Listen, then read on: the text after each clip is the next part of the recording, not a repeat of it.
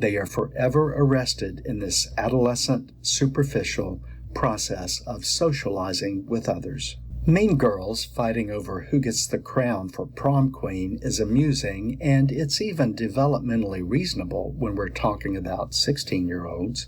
At age 30, it loses some of its humor. At age 40, it's even more ridiculous.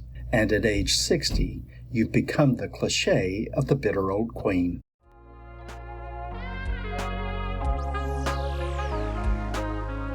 Welcome to another episode of Adult Sex Education. I'm Dr. Stephen Davidson, the Sexual Integrity Coach. Paul is a subscriber to this channel who requested that I address the issue of gay men being mean or unkind to other gay men. He asked why gay men are often critical of each other or need to feel superior to their gay peers. Thank you, Paul, for suggesting the topic. I will get to the subject in a minute, but first I want to thank those of you who like my videos and subscribe to this channel. Right now, subscribers like Paul are driving the content of the information I present. When I posted a few episodes about gay men and aging, many of you shared with me your experience of feeling rejected and abandoned even by your own gay peers. Some people commented that they withdrew from their local gay community because they felt unwelcome and disrespected. In my work with gay men spanning over 40 years, these themes come up often. Gay men frequently report that they feel disconnected from their own community. There are some sociological and psychological reasons for this, so let's unpack them. Growing up gay isn't easy. As gay men, we have challenges that straight men do not. Most of us realized we were different in childhood, and we experienced rejection and other social challenges very early because of this. Still today, society is structured to accommodate the straight experience and groom all of us toward the norms of a binary, heterosexual culture. Many gay men felt like they didn't belong as little boys in their church, their school, and often their own family. They dealt with their thoughts and emotions alone because there was no empathetic person available or because there would be severe consequences for sharing the truth with anyone they knew.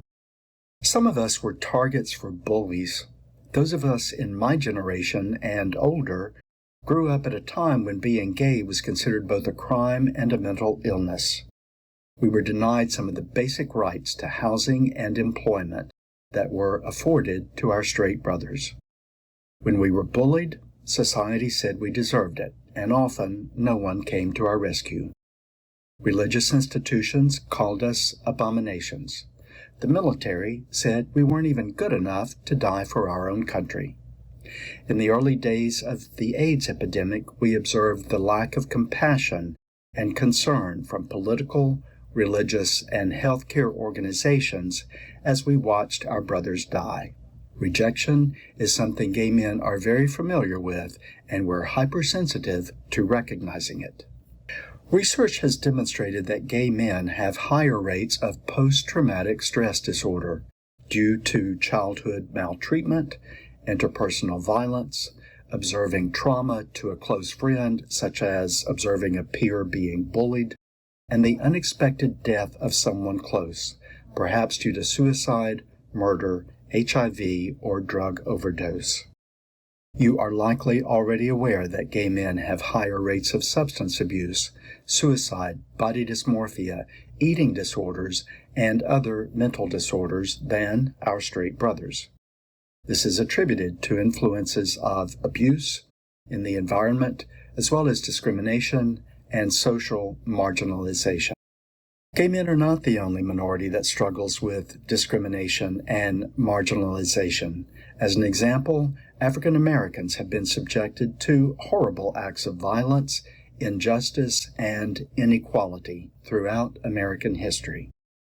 But something that makes gay men unique is that we didn't grow up with families who could support us and teach us how to deal with social injustice.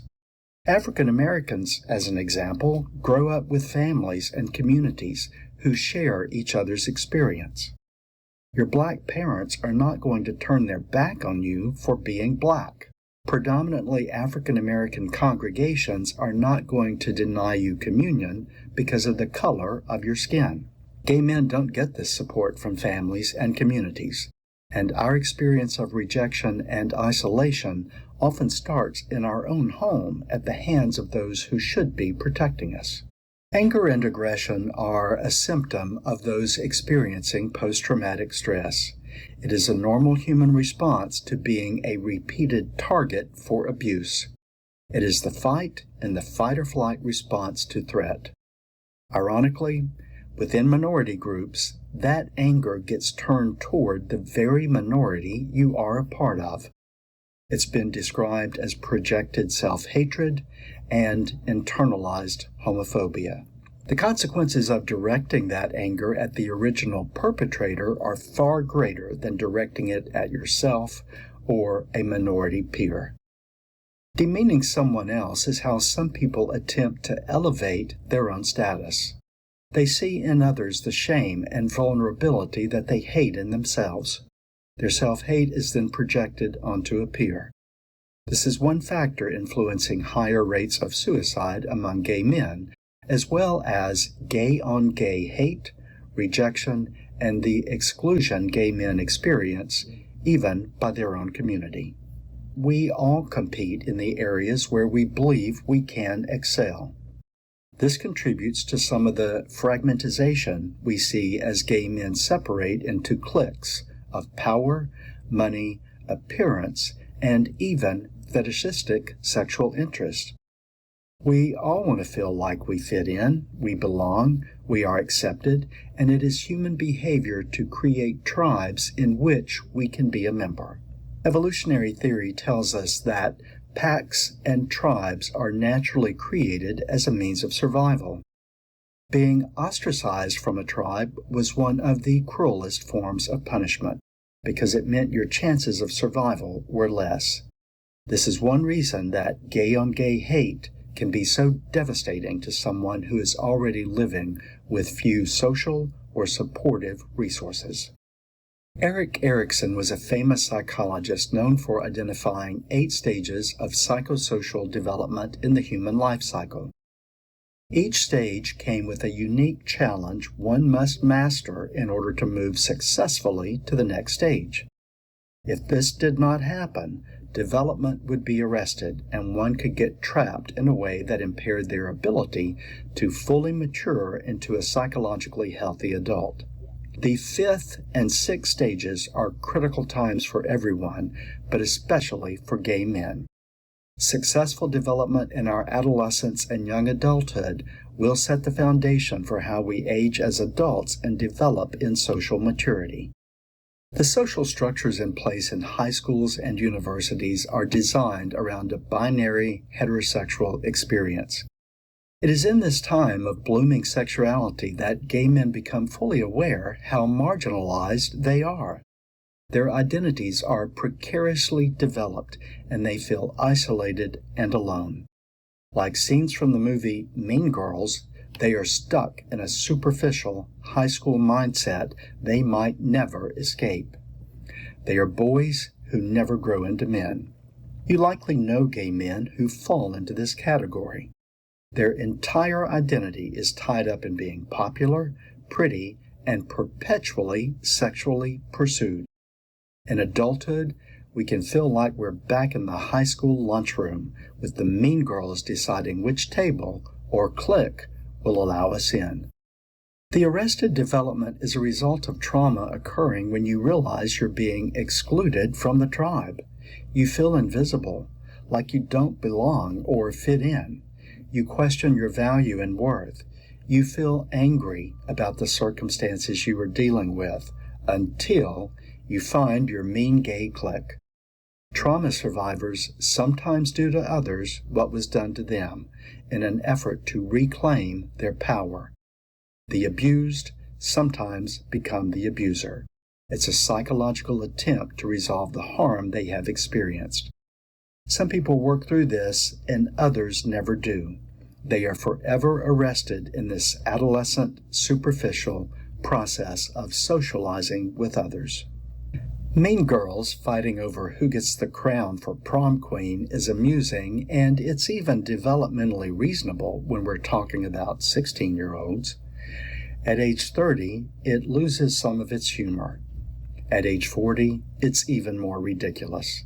And at age 60, you've become the cliché of the bitter old queen. Not all gay men live their lives in perpetual spring break mode. We're not all trapped in the adolescent nightmare from which we cannot wake up. Let me review these explanations one more time to be sure I've addressed the question about why gay-on-gay hate is so common. Number one, it's a reaction to unresolved trauma, sometimes referred to as projected self-hate or internalized homophobia. Number two, it's a primitive defense mechanism used to elevate one's own beliefs and feelings about oneself. It is a mask for self-doubt and low self-esteem. Number three, it's a sociological phenomenon often seen in minority groups who perceive they are powerless or unsafe if they address their anger with their oppressors. Therefore, they turn that anger toward their peers because they believe there will be fewer consequences. And number four, arrested development, trapped in a very immature way of socializing, communicating, and resolving conflict. So what do? Perhaps we could raise the bar and set our sights higher by holding ourselves and others accountable for the words and actions that are harming each other. Let's expect more from ourselves and each other as mature, multidimensional human beings. Don't laugh at the cruel comments, and certainly don't initiate them. Instead of tearing each other down, we could lift each other up. Develop your empathy by putting yourself in the other person's situation and imagining how you would feel if they did to you what you are doing to them. You can also check out an organization called the Mankind Project. The Mankind Project describes itself as a men's community for the 21st century. They exist around the world and originated over 30 years ago. They provide peer-facilitated groups, training workshops, and intensive weekend experiences aimed at helping men lead greater lives of maturity and integrity. They are not affiliated with any religion, and gay men are welcome to join this organization. They sometimes have some weekend experiences specifically for gay men. You can learn more about the Mankind Project at mkp.org. I'm Dr. Stephen Davidson, the Sexual Integrity Coach. I hope you will like this video, share it with a friend, and subscribe to this channel. I invite you to share your comments and requests for other topics. I hope you will get access to my books, also available on Kindle and Audible. Sexual Integrity, Finding the Courage to Be Yourself, as well as Peaceful Mind, Peaceful Life, the Guidebook to Happiness. You'll get links to both of them on my website at sexualintegritycoach.com.